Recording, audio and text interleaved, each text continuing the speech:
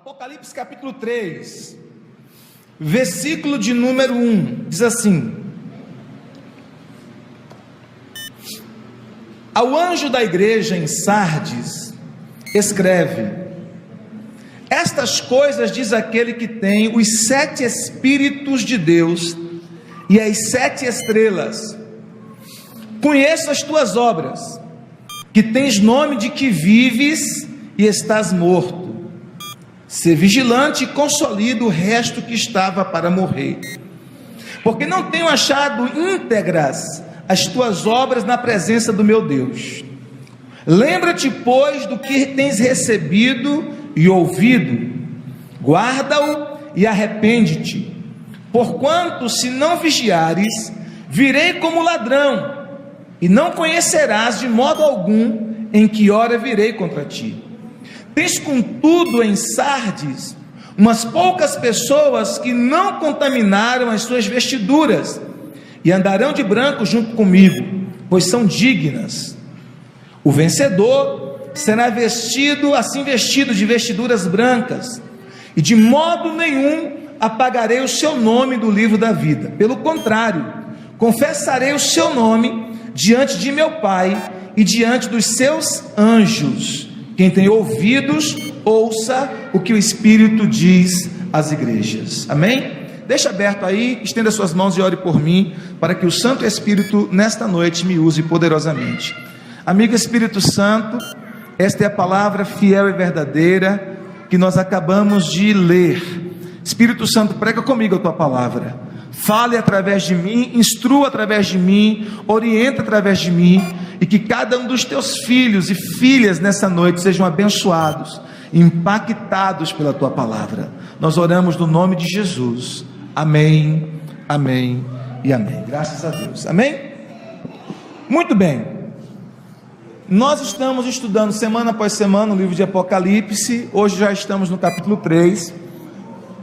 Fizemos a introdução do livro no capítulo 1, e a partir do capítulo 2 estudando cada carta destinada às 7 igrejas da Ásia Menor. Amém? Estudamos a carta que foi enviada à igreja de Éfeso, à igreja de Esmirna, à igreja de Tiatira e à igreja de Pérgamo. E hoje a 5ª carta endereçada à igreja de Sardes. Amém? São 7 igrejas. Depois dessa vem mais Filadélfia, que é uma igreja em uma cidade. Filadélfia era uma cidade da época da Ásia Menor. E a última de todas, Laodiceia.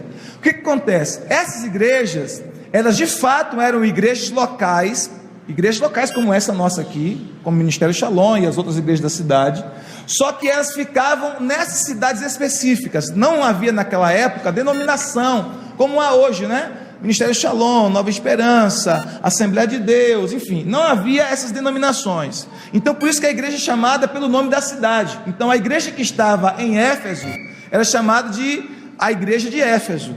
A igreja que estava em Esmirna era chamada de igreja em Esmirna. A igreja que estava em Pérgamo, que era uma cidade, era chamada de igreja em Pérgamo. Amém? Como se fosse nos nossos dias, a igreja em Jequié, a igreja em Taquara, a igreja em Jaguaquara, porque não havia denominações, então era chamada pelo nome da cidade. Então esta carta aqui, a 5ª carta, foi escrita à igreja, destinada à igreja que estava na cidade de Sardes. A palavra Sardes significa remanescente.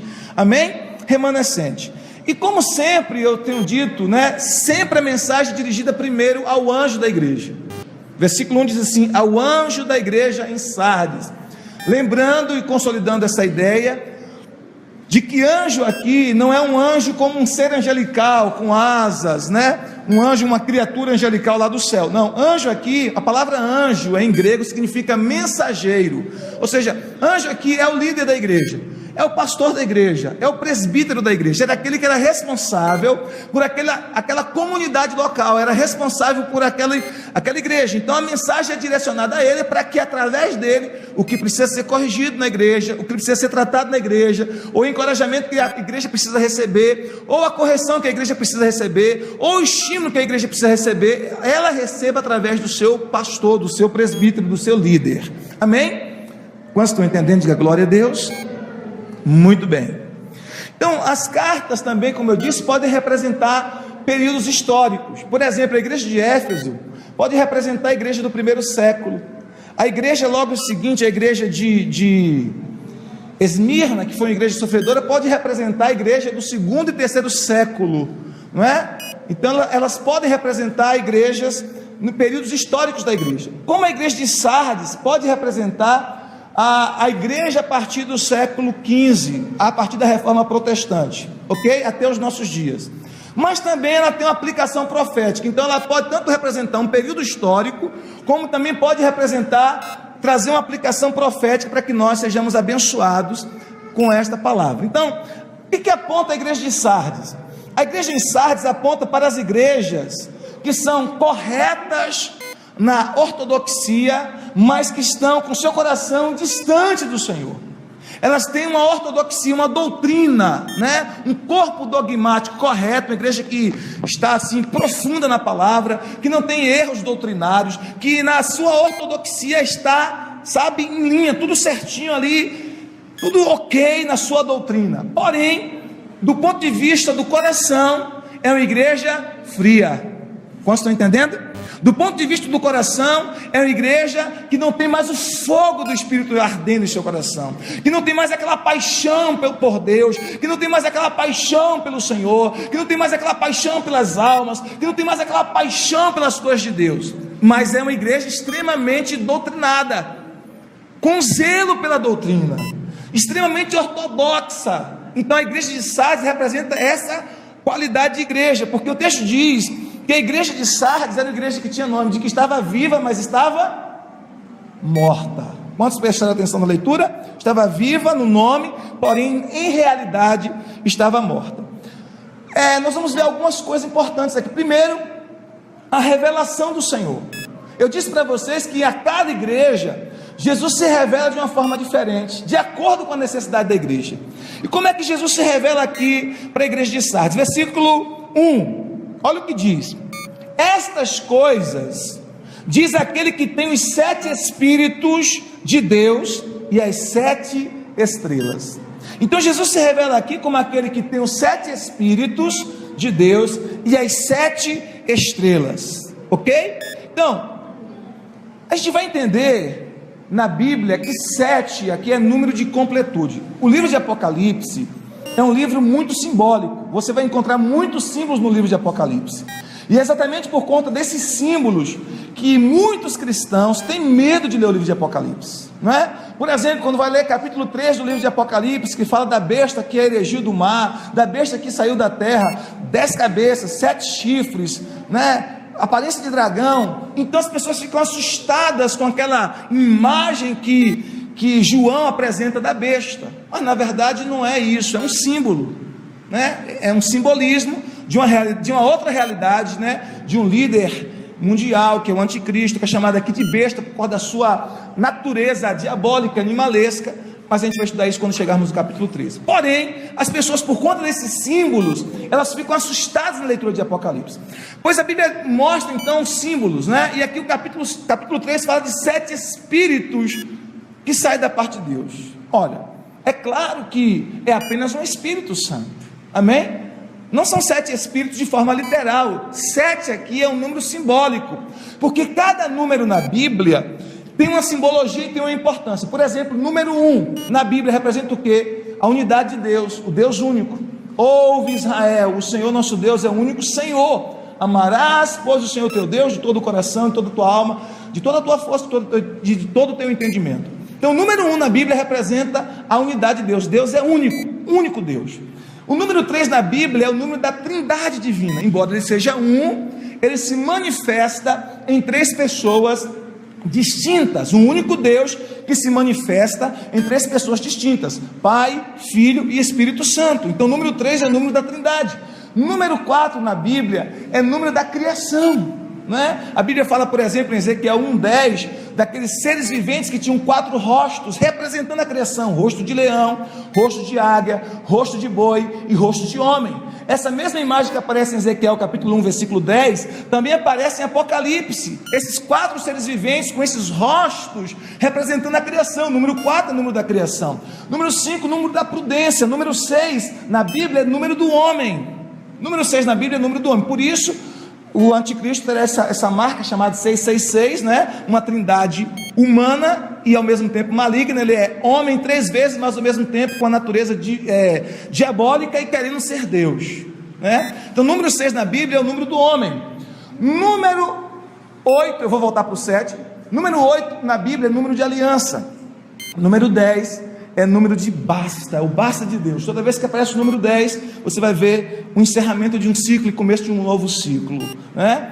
Você tem na Bíblia o número 12, que a gente trabalha e conhece muito, que é número de governo, amém? 12 filhos de Jacó, você tem 12 tribos de Israel, 12 tribos de Israel, você tem 12 horas no dia, 12 horas da noite, 12 meses no ano, você tem 12 discípulos de Jesus, 12 apóstolos do Cordeiro. Na Nova Jerusalém você tem 12 portas, 12 fundamentos, 12 pérolas. Então você vai ver no livro de Gênesis e Apocalipse o número 12 como número de governo.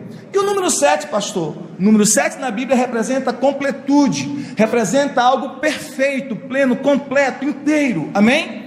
Então quando a Bíblia fala os 7 Espíritos da parte de Deus, não é os 7, não é que são 7 literalmente. Quando você lê, por exemplo, Isaías, capítulo de número 11, você vai ver essa manifestação do Espírito Santo em 7 manifestações diferentes: Espírito do Senhor, Espírito de sabedoria, Espírito do temor do Senhor, né? Espírito de conhecimento. Eu não lembro todos agora, mas são 7 maneiras que o Espírito se manifesta. Por isso aqui é chamado dos 7 Espíritos do Senhor. Vocês estão entendendo, meus amados? É um Espírito só, mas é chamado de 7 porque o número 7 dá a ideia de completude, dá a ideia de algo pleno. Então Jesus se apresenta como aquele que tem a plenitude, vamos pensar assim, a completude do Espírito Santo. E ao mesmo tempo diz que ele é aquele que tem nas suas mãos as 7 estrelas. Lembrando que o livro de Apocalipse é um livro simbólico. O que é as estrelas, pastor? O senhor explicou o número 7, que representa a completude. O que é as estrelas? Quando a gente lê o versículo 20 do capítulo 1, rapidinho, volte lá, Apocalipse 1:20, ali João explica, porque você tem que entender que a própria Bíblia explica a Bíblia, amém? Em Apocalipse 1:20, João explica o que representa essa estrela. O que é essa estrela? Olha o que diz: quanto ao mistério das 7 estrelas que viste na minha mão direita, e aos 7 candeeiros de ouro, as 7 estrelas são os anjos das 7 igrejas, e os 7 candeeiros são as 7 igrejas. Então observe, ele diz que as 7 estrelas são o quê? Os anjos. Prestou atenção nisso aí? As 7 estrelas são os anjos das igrejas. E quem são os anjos da igreja? Eu expliquei há pouco. Quem são os anjos da igreja? Os pastores, os presbíteros, os líderes, o homem que Deus levantou para estar à frente da igreja, ok? Então, 7 estrelas são os 7 pastores, os 7 líderes. Voltando então para o texto, diz que ele tem os 7 espíritos, ou seja, ele tem a plenitude, Jesus tem a plenitude do Espírito, e ele tem na sua mão direita os 7 pastores, as 7 estrelas. Estrelas são os pastores da igreja. Ele tem as 7 estrelas nas suas mãos. Diga assim comigo: os pastores estão nas mãos de Jesus. Diga mais uma vez: os pastores estão nas mãos de Jesus. Então significa que ele quer incendiar a igreja por meio da plenitude, 7 a plenitude do Espírito Santo, através dos seus pastores, para incendiar a comunidade com o fogo do Espírito. E aí a nossa responsabilidade como pastor é muito grande, porque nós temos que estar totalmente abertos para o rio do Espírito, para o fogo do Espírito, para que a igreja que nós presidimos, que nós ensinamos, que nós compartilhamos a vida de Cristo, receba na proporção do que nós temos recebido. Amém, gente? Então a nossa responsabilidade é essa como pastores. Muito bem, então aqui nós vimos a apresentação de Jesus para a igreja. Depois Jesus vai trazer a mensagem para a igreja. Primeiro ele se apresenta, depois ele vai trazer a mensagem. E a mensagem é uma mensagem de exortação, uma mensagem um tanto quanto firme e dura, porque ele vai mostrar a condição da igreja. Qual é a condição da igreja? A igreja ela tinha nome, mas ela não tinha realidade. Essa é a primeira condição. Uma igreja que tem nome, mas não tem realidade. Olha o que ele diz, versículo 1 ainda: conheço as tuas obras, que tens nome de que vives e estás morta. Era uma igreja que tinha um nome que estava viva, mas na realidade, aos olhos de Deus, estava morta. Talvez se fosse uma igreja dos nossos dias, poderia ser aquela igreja famosa na nação, e até em outras nações. Poderia ser aquela igreja que tinha os seus membros, incluindo o seu pastor e os seus membros, que escreveram muitos livros, que grava muitos CDs. Não estou dizendo que as igrejas que fazem isso estão nessa condição, estou só fazendo um exemplo, entendeu? Poderia ser aquela igreja que todo mundo ovacionava, aplaudia como uma igreja viva, a igreja avivada, a igreja do avivamento, mas aos olhos de Deus não estava viva. Ou seja, ela tinha nome, mas não tinha realidade. E isso é perigoso demais. Agora, trazendo aplicação para nós, irmãos, não só como igreja, coletivamente, mas individualmente, isso é um perigo, e o Senhor Jesus abomina isso, amém? O Senhor Jesus abomina nome sem substância, Ele abomina nome sem realidade. Por exemplo, a igreja podia ser forte na sua ênfase de doutrina, mas o coração vazio de Deus, o coração vazio da presença. Tinha nome que estava viva, mas não tinha substância, não tinha realidade. O Senhor disse que as obras dessa igreja não eram inteiras, não eram completas. Então não basta abrir a Bíblia e ter a doutrina, nós precisamos ter o Senhor e ter a igreja. Ter o Senhor e fazer parte desse corpo chamado igreja, com todo o nosso coração. Amém? Então observe, do ponto de vista pessoal, isso pode acontecer também.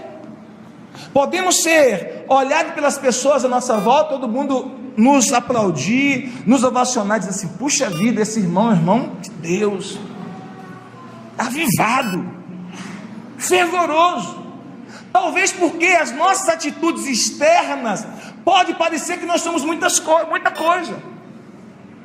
Podemos fazer coisas externas que dá a impressão para os outros que nos observam que nós estamos muito vivos, que nós somos muito avivados.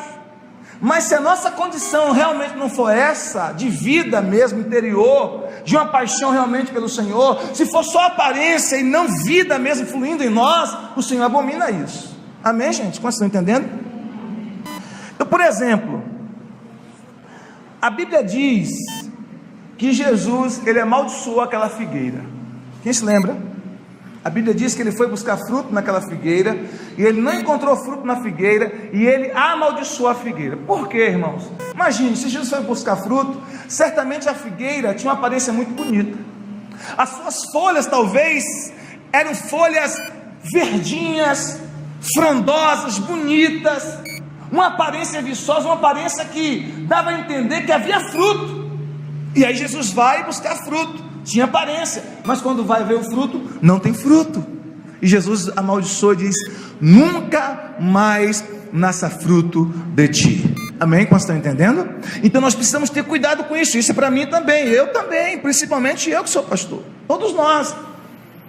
Puxa vida, que bênção esse pastor, como ele prega bem, pastor ungido. E o Senhor dizer para mim mesmo assim: você tem nome que vive, mas você não tem a minha vida fluindo em você. Olha que perigo nós corremos, não é verdade? Então essa é uma vigilância constante que nós devemos ter, de não ter apenas a aparência, mas de ter a realidade da vida de Deus em nós. Não apenas parecer que estamos vivos, mas de fato estarmos vivos espiritualmente. Não parecer apenas que somos avivados, mas de fato sermos avivados. Amém? Não sermos crentes apenas na liturgia do culto, mas sermos de fato crentes e fazer diferença lá no nosso casamento, lá na nossa casa, na criação dos nossos filhos, lá no comércio, no nosso bairro, entre os nossos vizinhos. Os vizinhos olharem para a gente e dizer assim: rapaz, esse homem, essa mulher, depois que aceitou Jesus, ele não vai dizer isso, né? Vai dizer, depois que passou para a lei de crente, a vida mudou. É ou não é? Porque os vizinhos percebem, irmãos. A nossa família percebe, os familiares, as pessoas próximas vão perceber a mudança. Então não é apenas ter nome de crente, ter nome de que estamos já avivados, que temos vida, mas realmente ter a substância disso, realmente ter a realidade disso, estarmos realmente vivos para o nosso Deus. Diga aleluia. Amém? Então quem é o vencedor? O vencedor é aquele que tem a realidade, não apenas a aparência, não apenas o nome de que vive, mas que realmente esteja vivo. Então Jesus começa a trazer essa mensagem para a igreja de Sardes.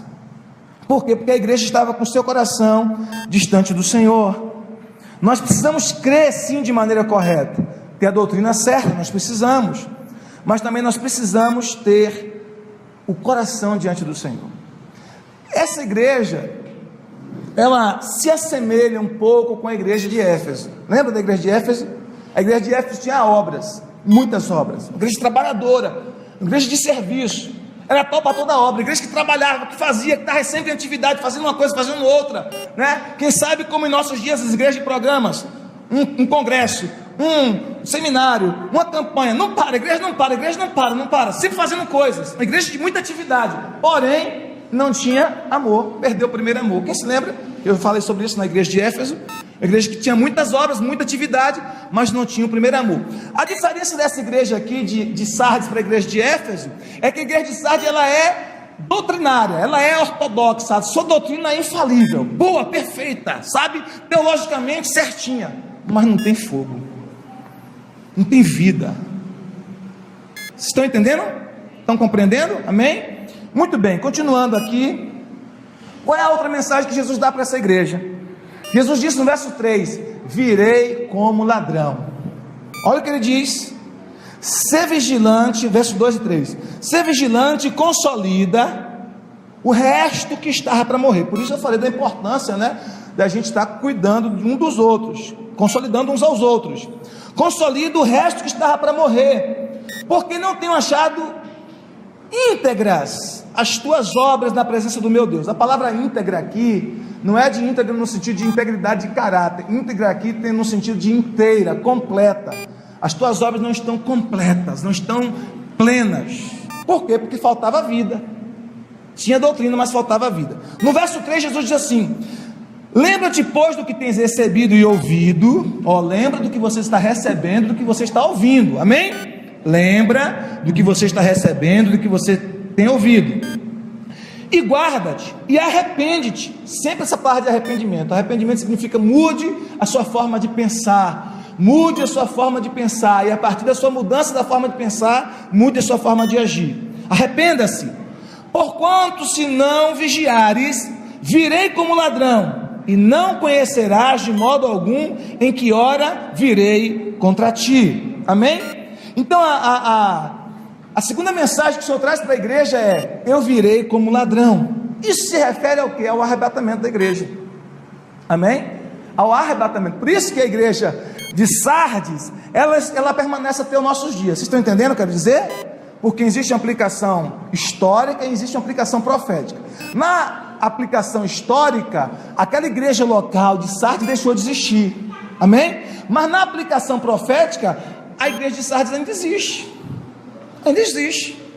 e ela vai existir até o arrebatamento. E aí Jesus diz, olha, lembra do que você está recebendo, lembra do que você tem aprendido, porque você tem muita doutrina, tem muito ensino, lembra dos ensinos, e arrepende-se, muda a sua forma de pensar, mude sua mentalidade, mude sua forma de agir, mude seu comportamento, porque se você não mudar, eu virei contra você como um ladrão. Isso é a ideia do arrebatamento. Por que como ladrão? Irmãos, o ladrão não avisa a hora que vem, não é verdade? Ele não liga para a casa do cara que ele quer roubar a casa e diz assim, olha, hoje, 00:30, eu vou na tua casa roubar a tua televisão, roubar o teu guarda-roupa, roubar o dinheiro que você tem guardado lá no cofre. Nenhum ladrão faz isso. Ele não avisa a hora que ele vai, porque se ele avisar, o dono da casa fica esperando ele com uma espingarda, não é verdade? Ou com uma outra arma. Se for crente, vai orar, mas se não for, vai ficar esperando com a arma, porque ele não avisa. Então quando Jesus diz, virei como ladrão, é nesse sentido, ou seja, ele virá inesperadamente. Na hora que a pessoa menos esperar, o arrebatamento vem, o arrebatamento se manifesta, diga amém. Não é como ladrão, porque ninguém saberá a hora, ok? Olha, deixa eu explicar algo para vocês, que vocês precisam entender. A volta de Jesus, ela tem dois aspectos.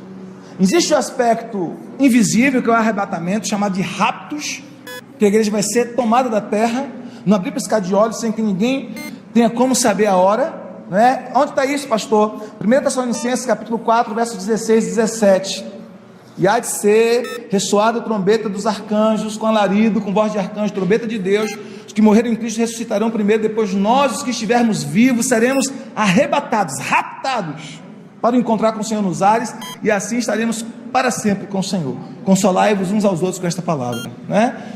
1 Tessalonicenses 4, 16 a 18. Então, é o arrebatamento, o aspecto invisível, é como o ladrão, não tem como você prever, amém? Agora, o segundo aspecto da volta de Jesus é o aspecto visível.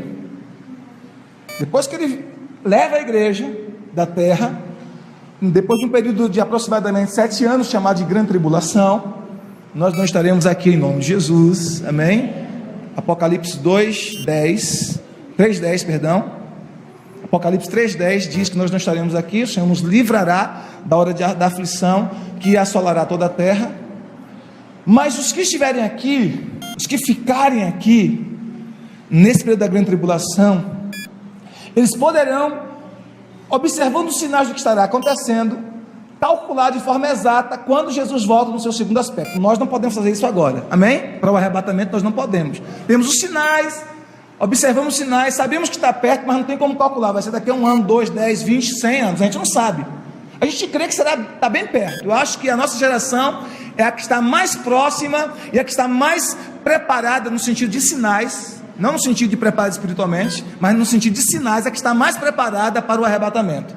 Ou seja, há 20 anos, há 30 anos, há 50 anos atrás, nós não tínhamos todos os sinais que nós temos hoje, que evidenciam a volta de Cristo, amém? Um deles é o chip, é o mais recente, né? Que a gente pode dizer, mais recente. Então nós temos todos os sinais que apontam para o fato, o nosso Senhor está voltando, mas nós não podemos calcular e dizer vai ser amanhã, vai ser daqui a 1 ano, 2, 10, a gente não sabe. O que nós sabemos é: esteja preparado, esteja vigilante, esteja atento, porque virei como ladrão, ou seja, inesperadamente, sem aviso prévio. Observe só os sinais, mas eu não vou dizer, nem eu sei, nem os anjos sabem, só meu Pai que está no céu. Jesus disse enquanto estava aqui na terra sobre isso, né? A gente entende que hoje, porque ele já foi glorificado, ele sabe, mas quando estava aqui na terra, destituído da sua natureza divina, ele disse que não sabia, só Deus, o Pai, sabia, amém? Ok? Então ele está dizendo, vou vir como ladrão. Então é o aspecto do arrebatamento. Glória a Deus. Nosso Senhor Jesus está voltando, amém? Ele diz, uns poucos que não contaminaram suas vestes. No versículo 4 ele diz assim: tens contudo em Sardes umas poucas pessoas que não contaminaram suas vestes, e andarão de branco junto comigo, pois são dignas. Diga amém. Diga, não contaminaram as suas vestes. Isso é importante que a gente entenda. A Bíblia diz em Apocalipse 19, versículo 8, que as vestes são os nossos atos de justiça. Apocalipse capítulo 19, versículo 8. Ser digno aqui é uma questão de obras, amém? Obras que Jesus produz em nós no nosso novo nascimento. Efésios capítulo 2, verso 10 diz que fomos criados, somos feitura sua, criados para as boas obras, as quais Deus preparou de antemão para que nós andássemos nelas. Então Jesus nos criou para as boas obras, amém? Então ninguém é salvo por fazer boas obras. Você não foi salvo porque você fazia boas obras, você foi salvo pela graça, amém? Por meio da fé. Você é salvo pela graça através da fé. Por que através da fé? Porque você crê que Jesus morreu por você na cruz do Calvário e lhe deu a vida eterna através da sua morte. Você crê nisso, você tem fé, você é salvo. Você não precisa fazer nada para ser salvo. Você não precisa subir escada de joelho da igreja. Você não precisa fazer penitência, você não precisa fazer romaria, você não precisa fazer absolutamente nada para ser salvo. Não, pastor, não. O que você precisa fazer? Crer em Jesus. Só isso, só isso. Está claro, gente? Creia no Senhor Jesus e será salvo você e a sua casa, família. Então, qual é o princípio da salvação? Ser salvo. Ou crer. Crer e confessar, né? Qual é o princípio da salvação? Crer e confessar. Se com a tua boca confessares ao Senhor Jesus e em teu coração creres que Deus o ressuscitou dentre os mortos, serás salvo. Romanos capítulo 10, versículo 9. Porque com o coração se crê para a justiça e com a boca se confessa a respeito da salvação. Romanos capítulo 10, versículo 9 e 10. Então você é salvo quando você crê e você confessa. Então você creu no seu coração que Jesus Cristo é o Senhor e você confessou Ele com sua boca, né? Que Ele é o Senhor da tua vida, você crê no seu coração isso e você confessa com a sua boca: Jesus, tu és o Senhor da minha vida. Você está salvo, você é salvo. Você não é salvo por fazer boas obras, você é salvo por crer e confessar, amém? Agora, uma vez que você é salvo, olha a diferença. A Bíblia diz que Deus criou boas obras para você andar nelas, não para ser, mas porque já foi, entende? Está entendendo?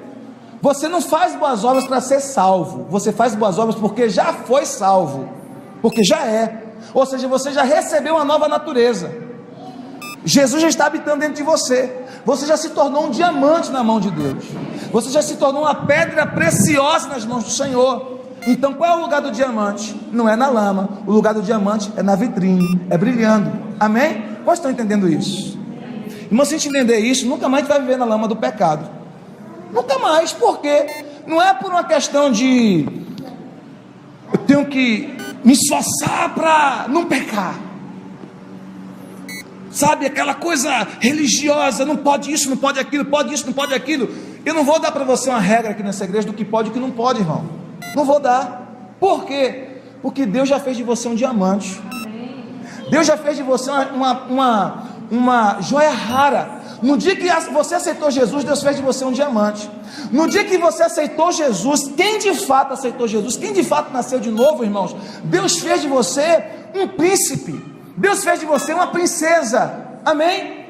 Deus fez de você uma pedra preciosa, Deus fez de você um diamante. Então você sabe que o lugar do diamante não é na lama, o lugar do diamante é na vitrine, brilhando, amém? Enfeitando algum corpo, no nosso caso o corpo de Cristo, a igreja. Amém, gente? Então, se acidentalmente você, como diamante, cair na lama, você vai ficar lá prostrado? Não. Você vai se levantar. Você vai dizer: não, eu não pertenço a esse lugar, eu sou um diamante. Não convém um diamante estar na lama. Eu vou me levantar daqui, vou me lavar e vou estar na vitrine do Senhor. Amém? Você é uma ovelha. Olha que diferença. Nós não temos mais a natureza de porco em nós. Antes nós tínhamos. Porcos na Bíblia também são símbolos de demônios, você sabia disso, né? Também são símbolos de demônios. Nós tínhamos a natureza dos demônios em nós, antes de nós nos convertermos a Cristo. Mas agora nós temos o que? A natureza de ovelhas. Você é uma ovelha do Senhor.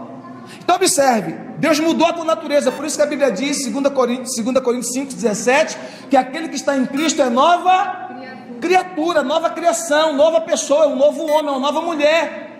Você é um novo homem, irmão. Você é uma nova mulher, minha irmã. Uma nova criação. Depois que você nasceu de novo, você recebeu uma nova natureza. E aí, agora você não tem mais a natureza de porco em você, você tem a natureza de ovelha. Olha que diferença. Quando o porco cai na lama, ele gosta. É ou não é? Ele tem prazer na lama. Ele se lambuza na lama. Ele se sente confortável na lama, porque a natureza do porco é de lama. Você pode pegar o porco, dar um banho no porco, limpa ele todo, bota perfume, bota talco, bota uma fitinha rosa, se for porca, né? Bota uma fitinha rosa, um sapatinho. Algumas pessoas estão criando porcos como bichinho de estimação, agora vocês têm visto isso, né? Ou seja, você pode enfeitar ele todo, mas se você solta o porco acostumado com a lama, o que ele vai fazer? Vai voltar para a lama. A primeira lama que ele encontrar, ele vai voltar, ele vai se lambuzar, ele vai se melar, vai melar o laço rosa, vai se melar. Por quê? Porque a natureza dele é de porco. Mas e a ovelha? A ovelha não. Se a ovelha cai na lama, irmãos, ela não gosta, ela não fica confortável. Pode cair? Pode. Pode acontecer um acidente de uma ovelha cair na lama? Pode. Mas ela não vai se acostumar com a lama. Ela não vai ficar ali confortavelmente, porque agora ela é uma ovelha. Ela vai fazer de tudo para sair daquela lama, e às vezes ela vai precisar de uma ajuda externa. Alguém vai ter que tirar ela de lá. Graças a Deus que nós temos o bom pastor que dá vida pelas suas ovelhas, Jesus, amém? Então ele vai tirar, a ovelha vai clamar: Senhor, me socorre, eu estou aqui nessa lama, não quero essa lama para a minha vida. Jesus vai lá e socorre. e lava a ovelha no seu sangue precioso, deixa limpinha. Então escute isso, para você entender. Quando a Bíblia fala que nós vamos praticar boas obras agora, você não pratica boas obras para ser salvo, irmãos. Você pratica porque já foi. Olha a diferença. Você não pratica, eu vou praticar aqui boas obras, eu vou fazer isso, aquilo, porque Deus me dá salvação, para merecer a salvação. Ninguém merece salvação. Você vai praticar porque agora você tem uma nova natureza, porque agora você não é mais porco, porque agora você é ovelha, porque agora você é diamante, e como diamante você brilha à luz de Cristo. Vocês estão entendendo, meus amados? Sim ou não? Amém? Então, quando a Bíblia fala desses atos de justiça, é exatamente isso. Nós vamos praticar essas boas obras, não como algo legalista, não como imposição e regras de igreja, como uma lista de regras do que eu posso e que eu não posso fazer, não. Mas o Espírito Santo está dentro de você, você tem a palavra de Deus, você tem o ensino da palavra, e se você errar, se você acidentalmente cair na lama, o Espírito Santo fala, você está na lama, tem que sair daí, que você é ovelha. Se você realmente é ovelha, você não vai se acostumar nessa condição, não vai. Pode até cair? Pode. Pastor, um crente pode cair em pecado? Pode, mas ele não vive mais no pecado. É diferente. Diferente ter o pecado como acidente, diferente viver no pecado. Vocês estão entendendo, gente? Amém? Então você não quer mais, você não tem mais prazer no pecado. O seu prazer hoje é na presença do Senhor. Diga, o meu prazer, Jesus, é em tua presença. Mais uma vez, o meu prazer, Jesus, é em tua presença, porque eu sou a tua ovelha, eu sou o teu diamante. Aleluia. Amém? Glória a Deus. Então a Bíblia fala também dessas vestes, né? Vestes de justiça, lá em Apocalipse 19:8, você pode anotar aí. E em Gálatas 3:27 fala que a gente foi vestido de Cristo também. Gálatas 3:27 diz assim: todos quantos foram batizados em Cristo, de Cristo se revestiram. Olha para a pessoa que está ao seu lado, diga assim: você está revestido de Cristo. Qual é a roupa que você veste? Cristo. Lembra de Adão e Eva quando pecaram? Eles quiseram fazer folhas de figueira para eles. Lembra dessa história? E aí depois Deus falou, não vai fazer folha de figueira não, mata um cordeiro, derramou sangue do cordeiro e pegou a pele do cordeiro e cobriu Adão e Eva, no nudez de Adão e Eva. Está lá no capítulo 3 de Gênesis. Quem se lembra? Muito bem. Aquele cordeiro ali representava Jesus. A gente está na semana da Páscoa agora, né? Nada de coelho, irmãos. O símbolo da Páscoa é Jesus, o Cordeiro de Deus. Amém? Tem nada a ver com coelho. Isso aí eu estava até conversando com o Cléo ontem, só abrindo um parênteses aqui. Eu disse, Cléo, tu já viu como o diabo é sujo? As datas, né? Ele tenta desvirtuar e tirar o foco de Jesus. No Natal, a gente não comemora Natal, mas assim, no Natal, se as pessoas comemorassem simplesmente o nascimento de Jesus, ficasse somente nisso, menos mal. Porque mesmo que não foi a data oficial, não é, a gente sabe que não é, mas levaria as pessoas a refletir nesse presente que Deus deu à humanidade, que foi Jesus, seu Filho, que nasceu, que encarnou, que morreu por nós. Levaria as pessoas a uma reflexão. O que o diabo faz? Coloca a figura do Papai Noel para tirar o foco de Jesus. Leva as crianças, está pedindo a Papai Noel, tira o foco de Jesus. Na Páscoa, o que o diabo faz? A Páscoa para nós os cristãos representa o quê? A libertação do pecado através da morte e ressurreição de Jesus. Da morte e ressurreição de Jesus. Isso é a Páscoa para nós. Jesus, a Bíblia diz que Jesus é o nosso Cordeiro Pascual. Mas o que o diabo faz? Coloca o foco no coelho, coloca o foco no ovo de chocolate, para a gente esquecer Jesus, irmãos. Tirar o foco de Cristo e colocar o foco em uma coisa que não tem nada a ver, que tem origem totalmente pagã. Se você for estudar a origem dessa Páscoa pagã, você vai ver que é totalmente pagão, é paganismo puro isso aí, ok? Então, voltando aqui, Jesus é o nosso Cordeiro Pascual. A Bíblia diz que quando você é batizado em Cristo, você se reveste de Cristo. Da mesma forma que Deus vestiu Adão e Eva com a pele do cordeiro, cobrindo a nudez e a vergonha do pecado deles, Deus, quando você se batiza em Jesus, Ele reveste você de Cristo. Você está vestido como um cordeiro, amém? De tal maneira que quando Deus olha para você, Deus não vê mais Tiago, Deus vê Cristo. Quando Deus olha para você, Deus não vê mais Flávia, Deus vê Cristo, amém? Quando Deus olha para você, Deus não vê mais Cléo, Deus vê Cristo. Deus vê Cristo em Josimar, Deus vê Cristo em nós, em mim e você, em Frânio, em Berlan, amém? Na minha irmã, em você, cada um de nós. Deus olha para nós e vê Cristo. Agora, sabe uma coisa boa também, gloriosa, é que quando o diabo olha para você também, ele vê Cristo, amém? Ele vê Jesus em você. Por isso que ele não pode mais tocar em você. Diga amém, Jesus. Porque você está revestido de Cristo. Gálatas capítulo 3, versículo 27. Todos quantos foram batizados em Cristo, de Cristo se revestiram. Diga amém. Amém. Então nós temos essas roupas que Deus nos reveste. E para terminar, qual é a recompensa do vencedor?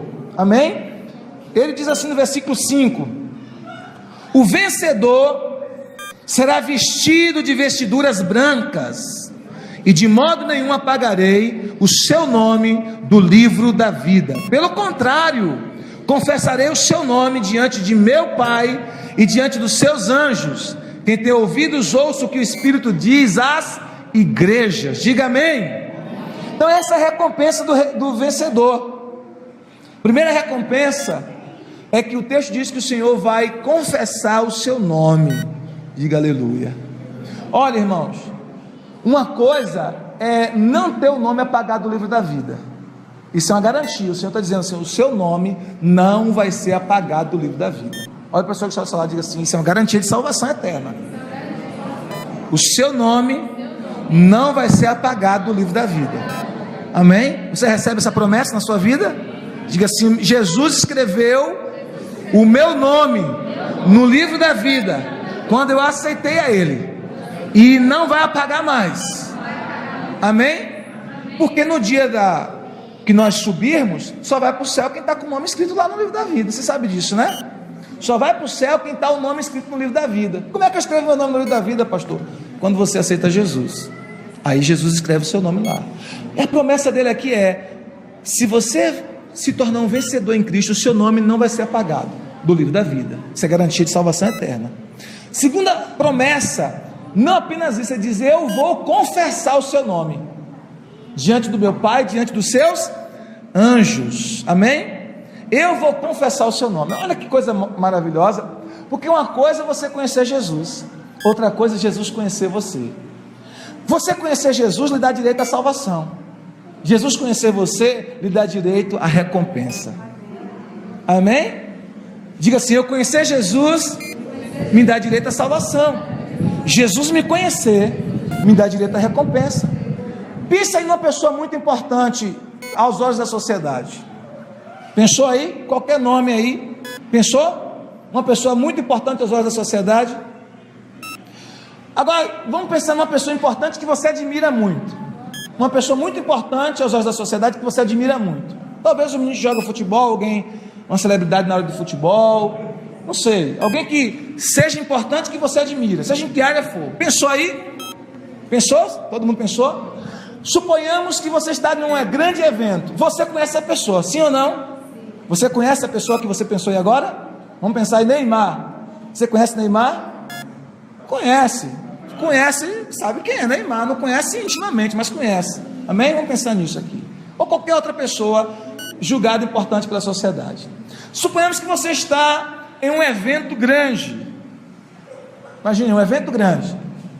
E aí você vai passando, e a pessoa que você admira muito, que é julgada importante, ela para na porta, e você está lá, você está entrando pela porta, está na porta, e a pessoa lhe cumprimenta e diz: e aí, Atos, tudo bom? Neymar, pega na sua mão e chama pelo nome. E aí, Atos, tudo bom?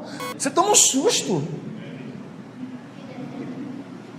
Eu conheço ele, eu sei que ele é Neymar, mas ele me conhece? Como ele me conhece? E aí daqui a pouco ele vai dar uma palestra e ele cita o seu nome publicamente, reconhecendo você publicamente. Você se sentiria honrado, sim ou não? É isso que Jesus está dizendo, irmãos. Não apenas você conhecerá o Senhor, mas se você for um vencedor em Cristo, Ele está dizendo: eu vou confessar o seu nome diante do Pai e diante dos anjos. Amém? Eu vou declarar o seu nome, vou honrar você publicamente no céu. Como é que diz a sua versão, Cléo? Eu declararei abertamente todo o versículo todo. Aqui.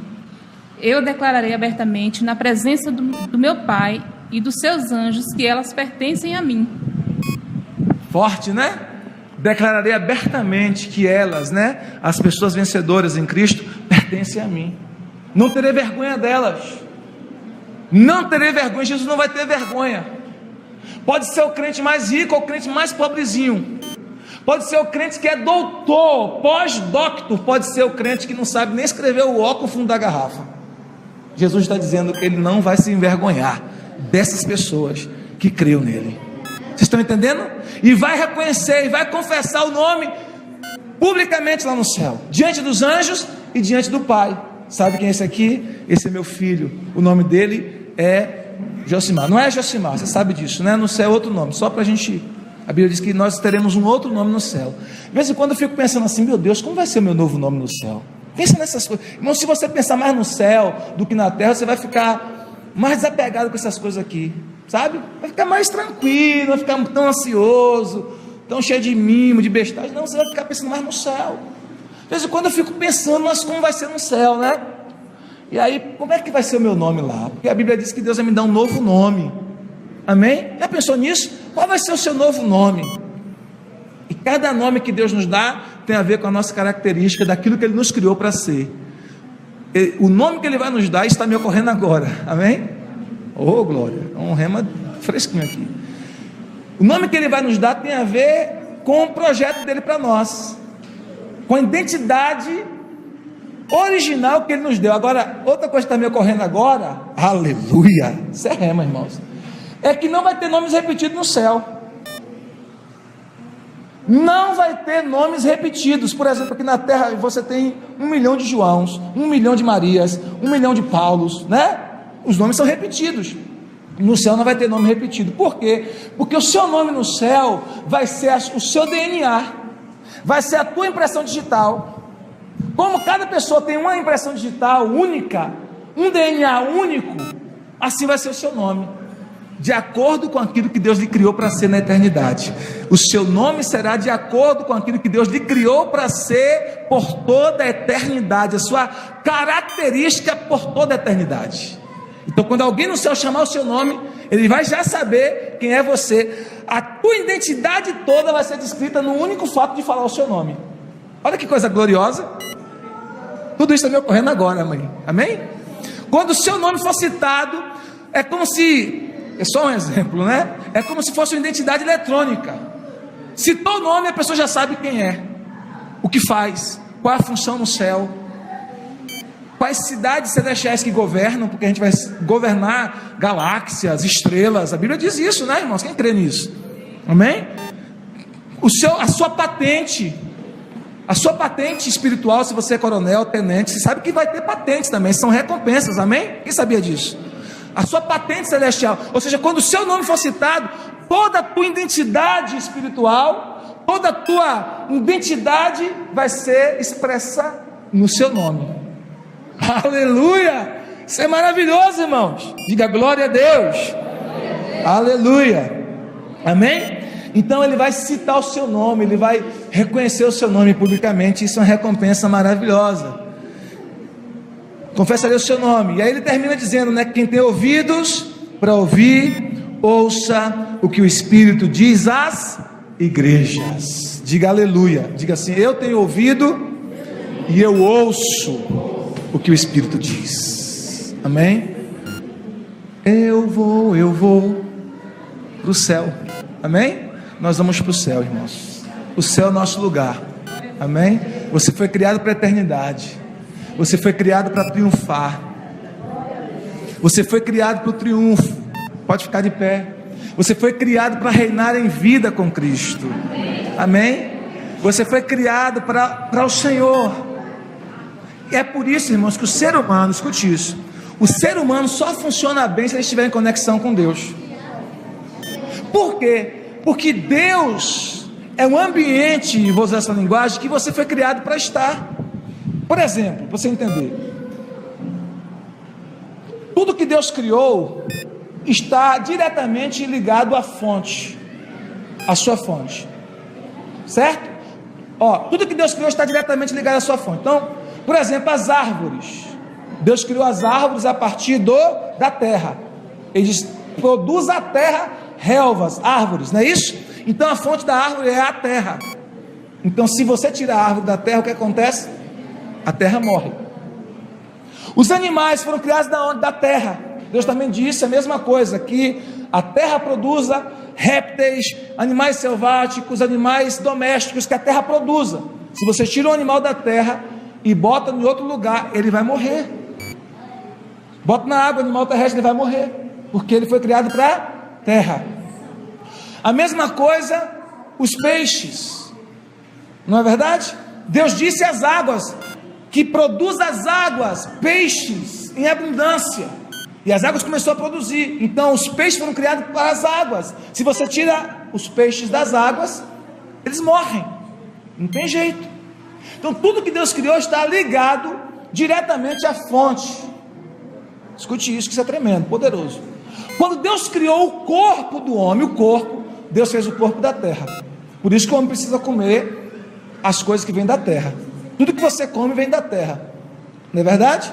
Você come folhas, hortaliças que foram produzidas pela terra. Você come animais, como boi, por exemplo, que comem a planta que veio da terra. O teu corpo precisa daquilo que veio da terra. Mas quando Deus criou o teu verdadeiro homem, que é o Espírito, Deus falou com quem? Quando Ele criou o peixe, Ele falou com a água. Quando Ele criou os pássaros, Ele falou com os céus. Produz os céus, né? Aves. Quando Ele criou os animais e as plantas, Ele falou com a terra. Produz a terra plantas, animais. E quando Ele criou você, Ele falou com quem? Ele falou com Ele mesmo. Façamos o homem a nossa imagem, conforme a nossa semelhança. Tenha domínio sobre os peixes, sobre as aves dos céus, sobre os répteis. Gênesis 1:26. Então escute isso. Se Deus criou o peixe precisa da água para viver. Se tira da água, ele morre. Se Deus criou os animais e as plantas e precisa da terra para viver, porque Deus criou elas para a terra, você tira da terra, eles morrem. Pois Deus criou você para Ele. Se você sai dele, você morre espiritualmente. Mas quando você está nele, você tem vida. Quando você está fora da presença dele, você não funciona. Nada funciona direito na sua vida quando você está fora dele. Mas quando você está conectado a ele, você recebe vida para fazer tudo funcionar. Pois eu quero dizer para você que na tua vida vai tudo funcionar do jeito que Deus criou para funcionar. Amém? Vida sobre você, sobre a sua família. Sua finança vai funcionar, sua saúde vai funcionar, seu casamento vai funcionar, a criação dos seus filhos vai funcionar, a prosperidade bíblica na sua vida vai funcionar, tudo vai funcionar, porque você está conectado com o Senhor Jesus. Diga amém? Levante suas mãos, oremos ao Senhor.